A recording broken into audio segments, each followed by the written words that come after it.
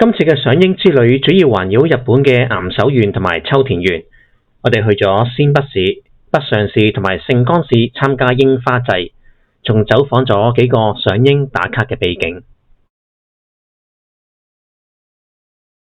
嚟到盛岡市，第一件事要做嘅就係同呢一棵已經接近400歲嘅老櫻花樹打個招呼先，佢就係盛岡石角櫻啦。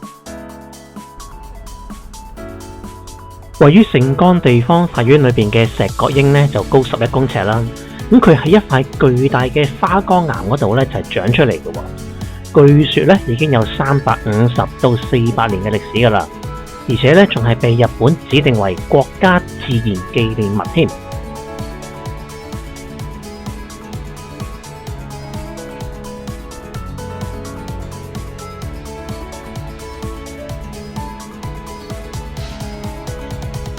市區都有熊出現，真係要小心啲啦。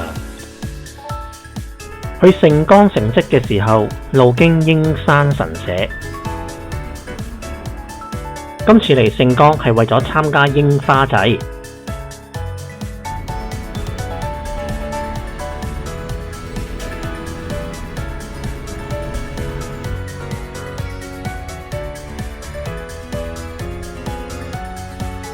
呢度就係盛岡城跡，即係盛岡城嘅遺跡啦。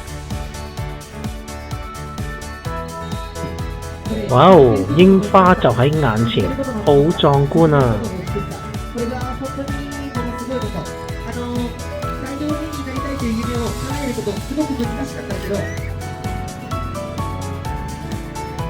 喺晚上6點到9點，會場就會着燈㗎喇，到時再嚟一次觀賞夜櫻。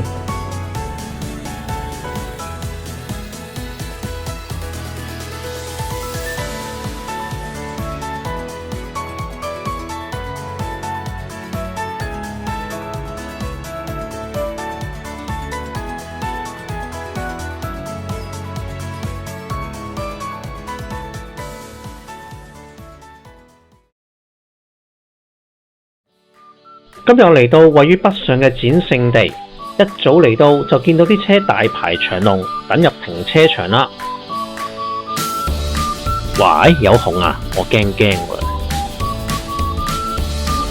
喺呢度有難得一見嘅火車頭。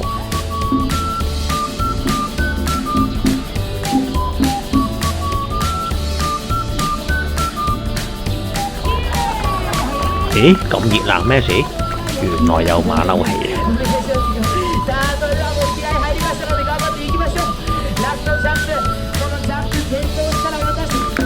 預備啦，留心啦，唔好眨眼啦。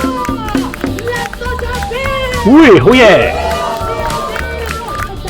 仲見到有其他嘅表演隊伍入場喎。呢一度開頭呢就比較人多。行遠啲就冇咁多人噶啦。呢個馬車已經喺度行咗好多次啦。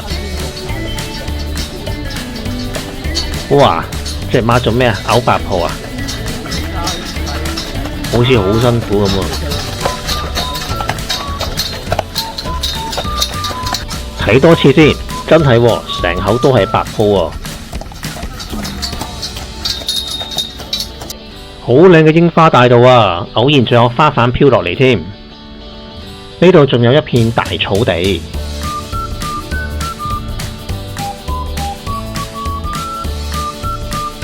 行勻全場係得呢度有粉紅色嘅櫻花咋。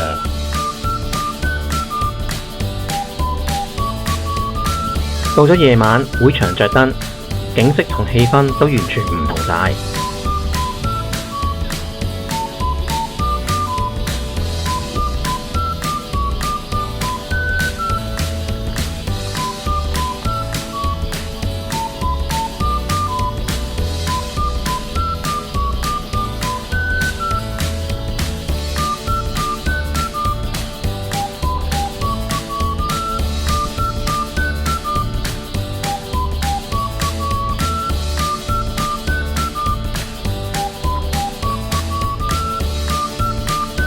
望下先，好多遮喎。咁我個人覺得呢一啲遮同埋地面嘅燈做出嚟效果相當靚。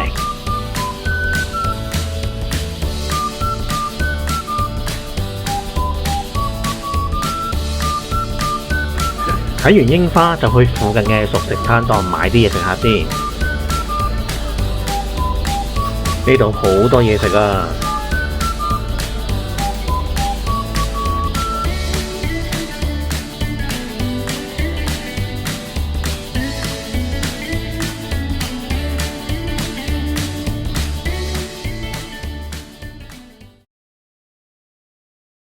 由盛岡市揸車去仙北市嘅角館町，大約個半鐘頭。呢度就係角館嘅景區啦。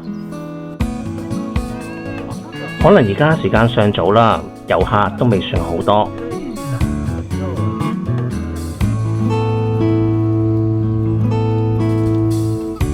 呢棵係較多人留意嘅櫻花樹。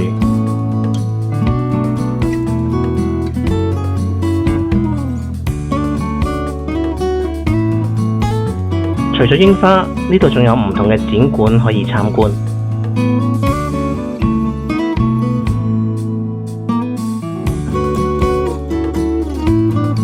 當然亦有好多嘅手信店啦。喺角館嘅另一邊有另一番景象。